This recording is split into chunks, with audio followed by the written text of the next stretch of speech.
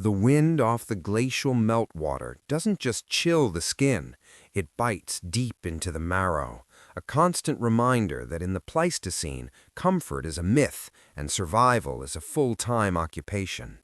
You stand at the edge of a nameless river, your toes sinking into the freezing silt. You are not a king nor a conqueror. You are a gatherer, a hunter, and today you are a fisherman. But you have no rod, no reel, and no steel hooks.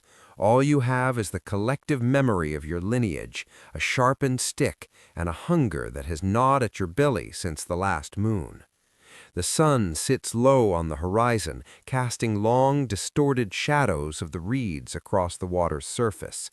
To an untrained eye, the river is just moving glass. To you, it is a complex map of ripples, shadows, and temperature gradients.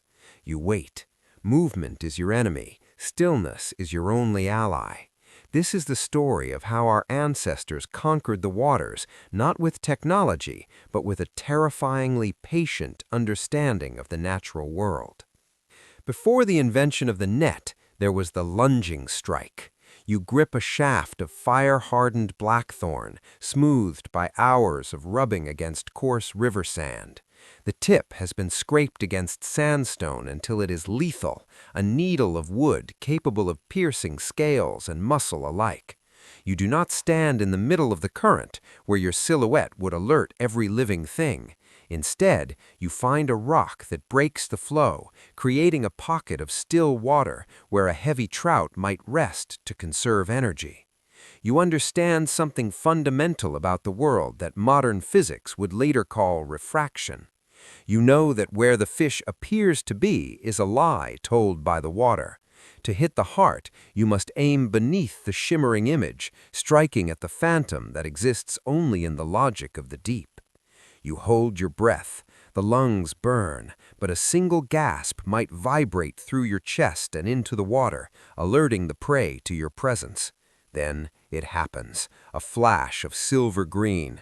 With a speed born of desperation, you thrust.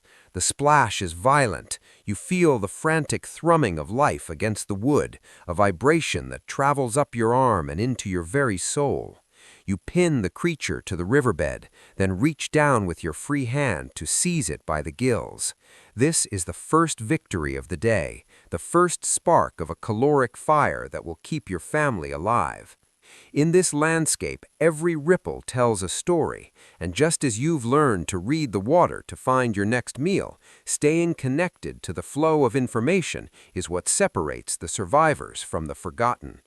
Much like the way our ancestors kept their fire burning through the night, keeping this channel in your subscriptions ensures you never lose the thread of the stories that made us who we are today. But a single spear strike is a gamble, a high-risk investment of energy that may yield nothing.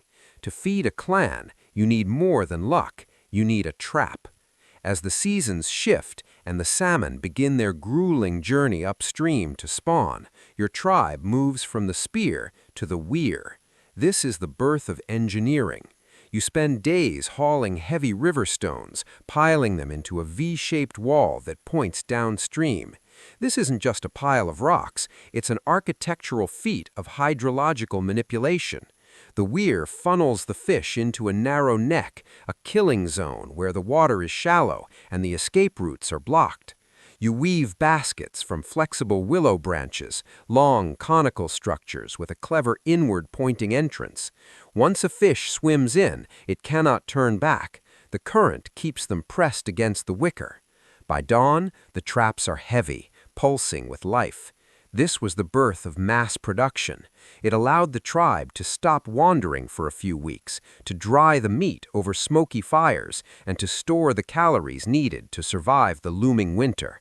It transformed the human experience from one of constant pursuit to one of calculated harvest. The sensory world of the prehistoric fisherman was one of intense proximity. Sometimes the tools were not wood or stone, but the very hands that shaped them. In the muddy bends of the river, where the catfish hide in the undercut banks, our ancestors practiced what we now call noodling. It is a terrifying dance. You reach your arm into a dark underwater hole, feeling for the slick, muscular skin of a giant fish. You are inviting the creature to bite you. When the jaws clamp down on your forearm, you don't pull away. You grip the lower jaw and haul the beast into the air. It is a test of nerves as much as a search for food. Every shadow in the hole could be a snapping turtle or a water moccasin, yet the drive to provide overrides the instinct for self-preservation. This intimacy with the prey created a spiritual bond, a belief that the fish was a gift from the water spirits, requiring a ritual of thanks before the first bite was taken. As the millennia crawled by, the tools became more sophisticated, shrinking in size but growing in lethality. You sit by the fire at night, the smell of damp earth and wood smoke filling the air. In your hands is a small sliver of bone, perhaps 3 centimeters long, taken from the leg of a deer. It is sharpened at both ends with a small groove carved into the middle. This is a gorge. You tie a line of braided plant fiber, perhaps stinging nettle or inner cedar bark, around the center and embed the bone inside a chunk of fatty meat. When a large predatory fish swallows the bait, the tension on the line causes the gorge to flip sideways in its throat, anchoring itself in the soft tissue. It's a brutal, effective method that allows you to hunt even when you are not physically present. Later, you'll learn to carve the bone into a J shape, the first true fish hook. These tiny artifacts are more than tools. They are the evidence of a mind capable of abstract thought, imagining a way to catch something it cannot even see, bridging the gap between the visible world of the shore and the invisible world of the depths. The invention of cordage changed everything. Before nets, the river was an adversary. With nets, it became a pantry. Imagine the hours of labor required to twist thousands of feet of fiber into a mesh that could hold against the weight of 100 struggling fish. This was communal work. The elders, the children, the injured, everyone had a role in the weaving. The net was the physical manifestation of the tribe's unity. When the net was cast into the surf or across a narrow channel, it wasn't just catching fish, it was catching the future. The ability to harvest in such high volumes led to the first permanent settlements. We didn't settle down because we learned to farm grain. We settled down because the river provided a reliable, year-round source of protein that didn't run away as fast as a deer. The river became our anchor, and the net became the net that held our society together. When the sun finally disappears and the moon takes its place, a different kind of fishing begins. You have discovered that the creatures of the deep are drawn to light like moths to a flame. You tie bundles of resinous pine together to make torches. As you wade into the shallows at night, the orange glow pierces the dark water, paralyzing the fish in a state of phototactic shock. In this flickering light, the world feels supernatural. The shadows of your kin move like ghosts against the trees. You work in silence, the only sound the rhythmic thud of clubs or the splash of a hand-caught eel. It is a high-stakes game. If the torch goes out, you are blind in a landscape filled with predators who see better than you. But the reward is a bounty of fat and protein that ensures the children will live to see another spring. This night harvest was a sacred time, a moment where the barrier between the human world and the aquatic world was at its thinnest. The evolution of these methods reflects the evolution of our very brains, moving from the raw physical power of the spear to the calculated engineering of the weir, and finally to the delicate craftsmanship of the hook and line. We didn't just eat the fish, we outthought them. We learned the cycles of the moon, the timing of the rains, and the temperature of the currents. We became a part of the river's ecology, as much a predator as the heron or the otter, but with a foresight that no other animal possessed.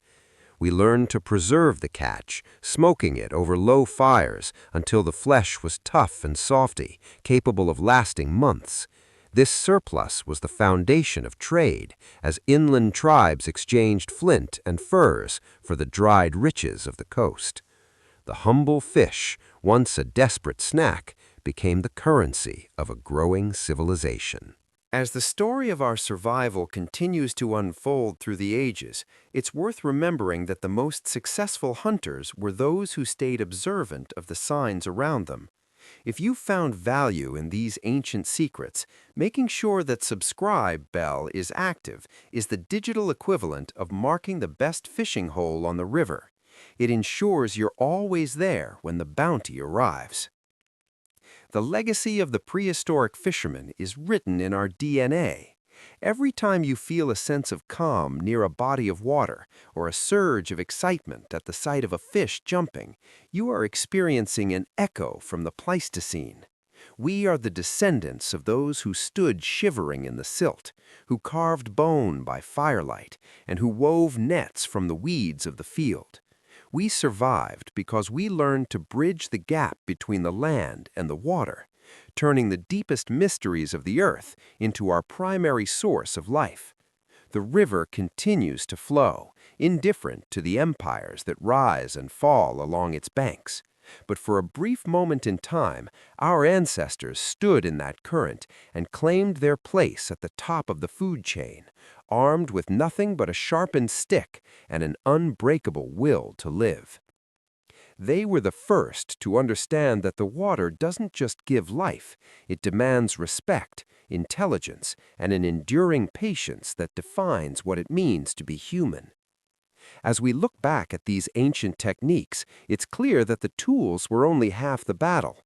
The real survival lay in the transmission of knowledge from one generation to the next. The oral tradition ensured that the hard-won lessons of one lifetime weren't lost to the passage of time. Today, we continue that tradition, using new tools to tell the same essential stories of our species.